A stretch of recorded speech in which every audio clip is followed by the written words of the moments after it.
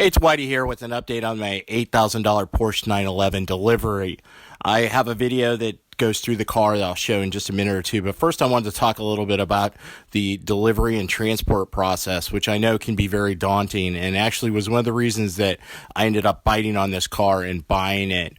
Was the selling dealer had listed, very reasonable shipping costs that they had someone they could work with and deliver the car, depending on where you're at in the United States, from about $300 to $600. And I was really attracted to it. Obviously, being a California car, that I live in the Midwest, that's halfway across the country. It might be difficult to have delivery of the car. So having the dealer not only, set that up and have a reasonable price quote really appealed to me. Now, anyone that pays much attention to the car world knows that sometimes these transportation companies can be quite difficult to deal with. We've all heard the horror stories, them showing up and they refuse to take the vehicle off unless you pay them for additional expenses beyond the agreed amount, vehicles being damaged, various things happening. I know it's a loosely regulated industry and there can be a lot of trouble. So going into this, I was super nervous.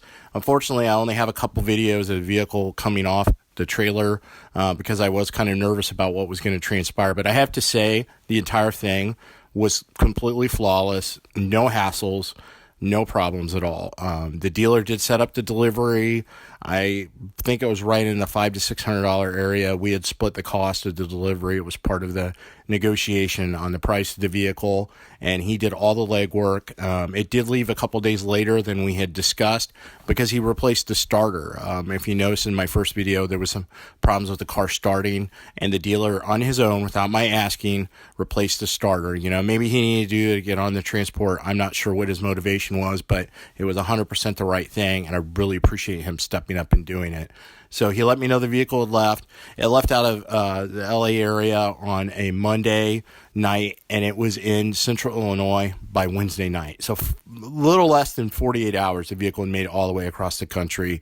The driver had a little trouble communicating, and I was forewarned that, some of these guys were new immigrants. You might have a little trouble understanding them, accent-wise and stuff like that, which I did, which obviously made me a little more nervous about, what to expect, what's going to happen here, things like that. But you know what? The guy was awesome. He had the vehicle right where he said. He didn't bring it to my neighborhood.